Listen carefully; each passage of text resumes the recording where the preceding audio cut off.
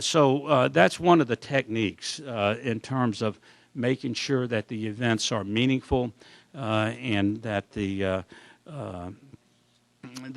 time between those events are utilized in terms of preparing the case for disposition or determination of how to dispose of the case.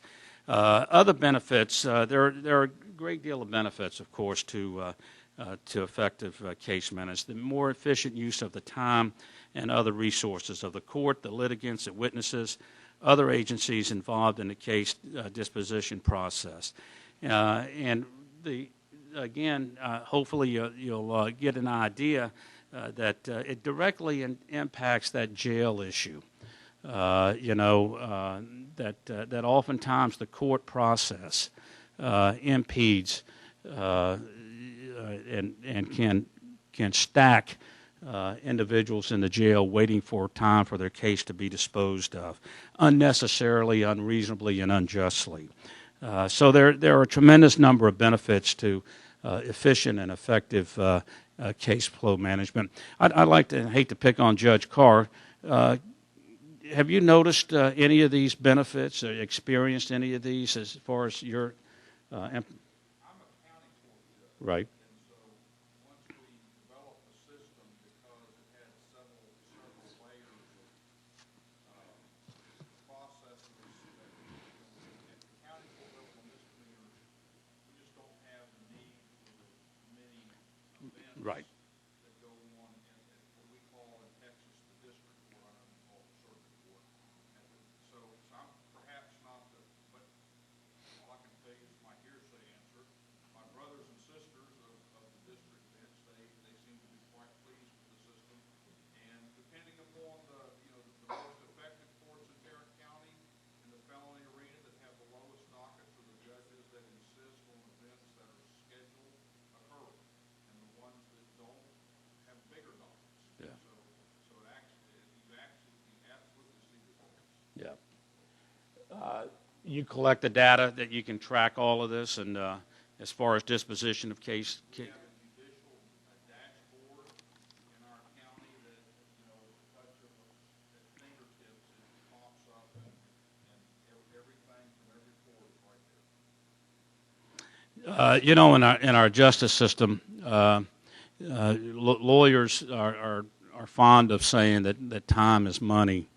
As far as their hourly rates and fees and so forth, especially when you hire a lawyer on an hourly rate, you learn that as a represented party, that time is money to the lawyers.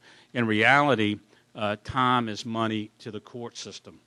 The longer it takes unreasonably, and remember those are fundamental prefaces. Unreasonably delayed, it costs money. It costs the county money housing in the jail. It costs time, which is money for lawyers who are dealing with the case longer than they should have to deal with it. Again, they are not able to devote the time necessary to those bigger cases that need the attention and the time and so forth. Inefficient case flow management can equate to dollars as well as fairness and justice and so forth, but it does cost. I'm sorry? Question. Well, I have a question. I was going to maybe elaborate on the benefits of differentiated case management in our county. The biggest component of our jail population, which I think is probably in a lot of counties in Texas, is our unseated felony population. That's the biggest part of it.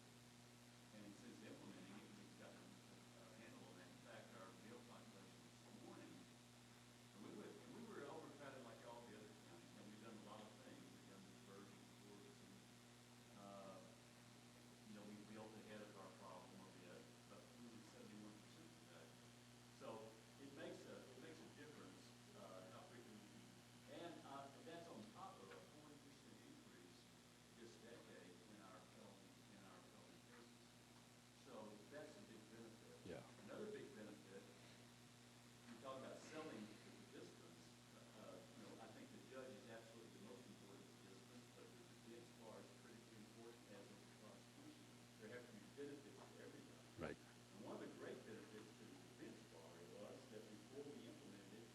different terminology in every court.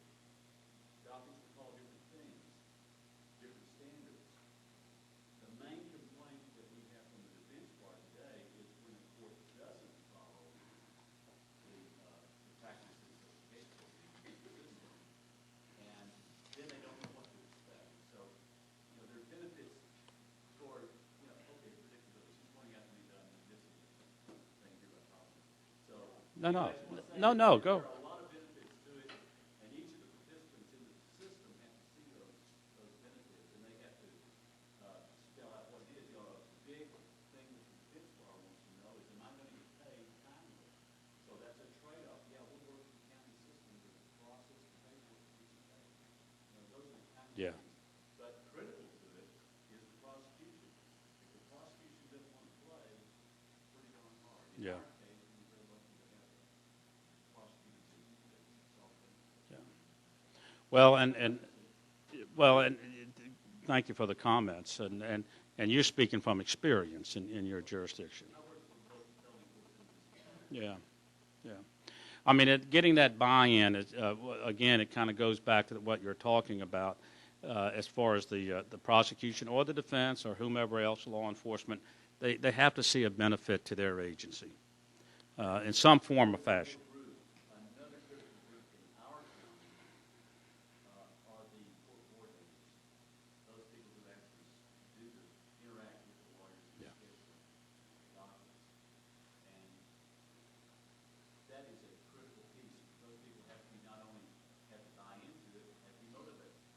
They are the enforcers for the judge. The judge is supposed to report it. Prosecutor number 2 probably defense bar, but the coordinator is right up there among the top participants. We also have to have the commissioner's court who will pay for the IT systems that takes to support the system, because you can't do the record keeping that has to happen on the back of the envelope. You Right. have the proper computer system in place. Yeah. We're going to talk about the data collect. Well, that's all right, but information management system and so forth. Yeah.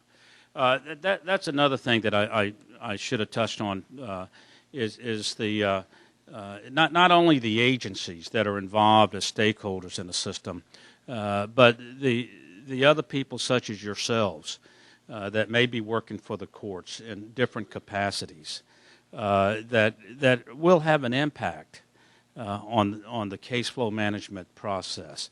And court administration, court managers, or whatever terminology you use, they are critical players in this process. They can help make it or break it in terms of whether it's going to work or not work. So again, it's good that we have a diverse group from different perspectives. You are going to be important to this process. You will have in some degree impact how efficient the cases are processed through the system in whatever capacity you have, whether it's interviewing those for criminal defense appointments or whatever. You will have some impact. Has anybody heard of Ernie Friesen? The name Ernie Friesen? He's the guru in court administration, and still does work. And back in the 70s, 80s, he became a very prominent figure. But Ernie developed what he calls the reverse telescope, which is basically an analytical tool to determine how the case is processed timely and where the time is spent and so forth. And the figures that we have up here are not necessarily applied to you, obviously. You need to make those determinations. But the reality of it is that I think nationally studies have indicated that perhaps only 6% max, maybe less than that, of cases that are filed end up going to trial. And if you start from that perspective and you work back the other way, again, and consistent with fairness and justice, and you look at your system and you see where the process and the events that take place in that process that can dispose of these cases that everybody knows is not going to go to trial. I mean, if only 6% on a national average goes to trial, 94% of the cases are not going to go to trial. Now, some of them you won't know until the day of trial, and I understand that. That's just the way that system works. But you want to have a system in place where you can identify those cases earlier on that will eventually end up being disposed.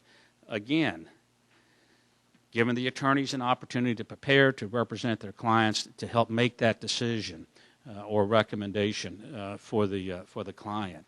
But if only 6% go to trial, and the trial is, 10 months, 6 months, county case, or whatever it is, from the initial filing, there's a lot of time in between. I suggest to you that the system could help dispose of that case a little bit earlier on. Again, consistent with justice. And one of the issues that happens are the continuances. And again, some of them are expected, that they for no reason other than they're not ready or whatever it is, cases are continued. One of the things that every effective case flow management system has, most of them have developed a written continuance policy, and it is promulgated. It helps to establish the predictability and so forth, but it is again a reasonable policy, and it is also a policy that allows for the individual determination based upon the facts in each individual case of whether a case ought to be continued or not. But it does eliminate those circumstances where there's an agreement between the parties for no other good reason other than it's just a matter of convenience that cases are continued and so forth. So the analytical tool, the reverse telescope, will help you look at your system, evaluate your system, where the delays, unnecessary delays are, and then develop the strategy among all the players on eliminating the delays.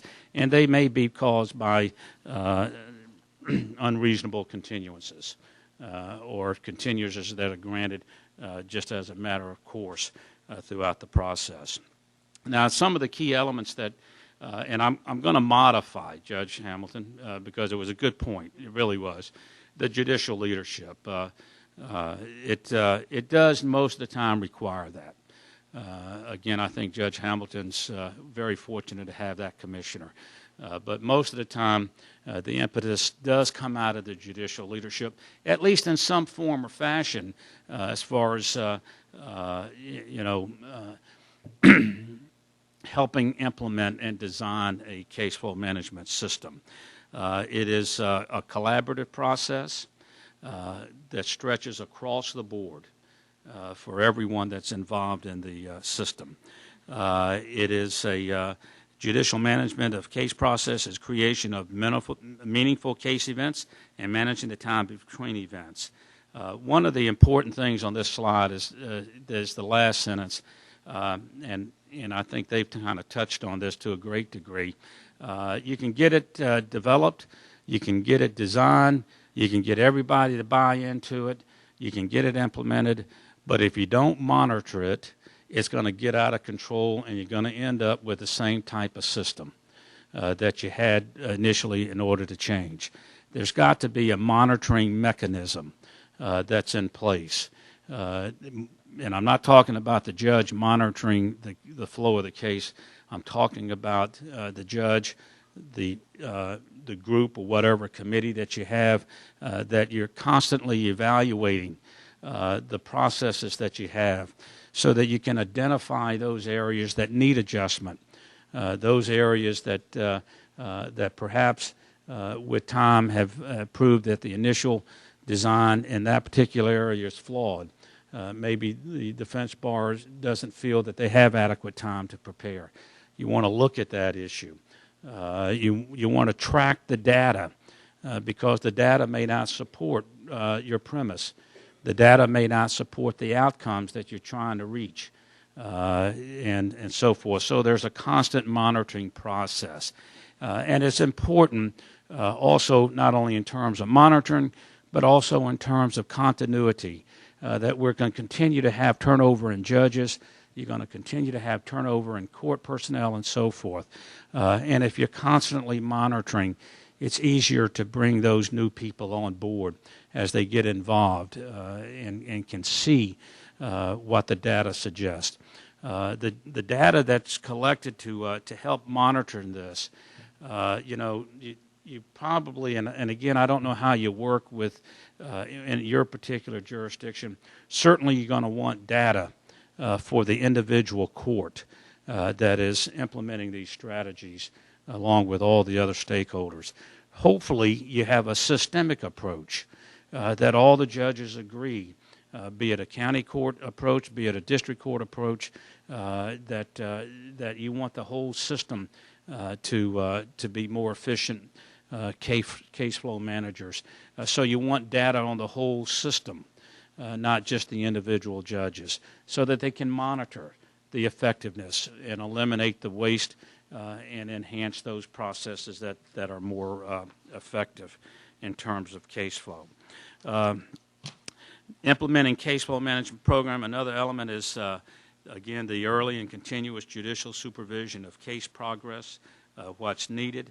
And I think that there was a recent case that talked about the ensuring defense counsel are appointed at defendant's initial appearance, ensuring timely discovery is exchanged, ensuring priority scheduling of cases involving detained defendants, and the assurance of credible hearing trial dates and control of continuances. I've talked and touched on most of those earlier on, but they are key elements to managing your case flow, and should be reiterated.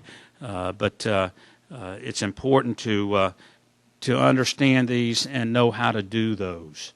What's needed to make sure that defense counsel are appointed timely, ensuring timely discovery.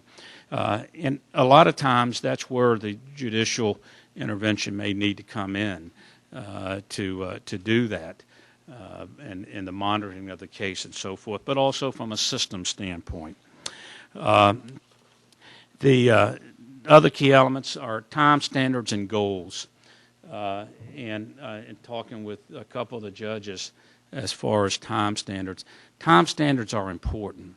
They are performance measure standards. They tell you a lot of things in terms of meeting the standards and so forth. And if you have state mandated time standards, then that's a standard that you can use as far as the timeliness. The important thing about these is that they're just not willy-nilly picked out of the air. There's a lot of thought, a lot of input given to those, because those are going to be the measures, the standards by which you're going to measure the success or failure of your particular case flow management system. So they are important. And it is very important to maintain continuing consultation with the bar and the agencies to identify problems that may affect the case process. And it may be that you need adjustments and so forth, but you won't find that out unless there is this continuing collaboration and dialogue between the agencies. And the information system to support case flow management, it's absolutely critical. You won't know whether it's effective. You won't know whether it's working to the detriment of your system, to the detriment of the clients, to the detriment of the court process, unless you have some management information system. And it is, like he said, it's more than just scratching numbers on the back of an envelope. There are a number of programs, and there's some in the resource guide that talks about some of these programs and information. And the truth is, I mean, that's a major major thing. It's an expenditure of resources. It involves a lot of work and a lot of effort by a lot of different agencies and so forth. But it is absolutely necessary. Again, that collaboration is going to be critical in order to develop and implement the case flow support system.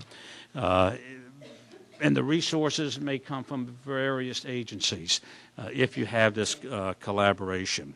So what are some of the information that you think you may need on case flow to monitor case flow? Of course, there's the active cases. You want to know the number and the type of cases. And it may be available already out there. I suspect that it is. That there's some entity, some agency that has that information.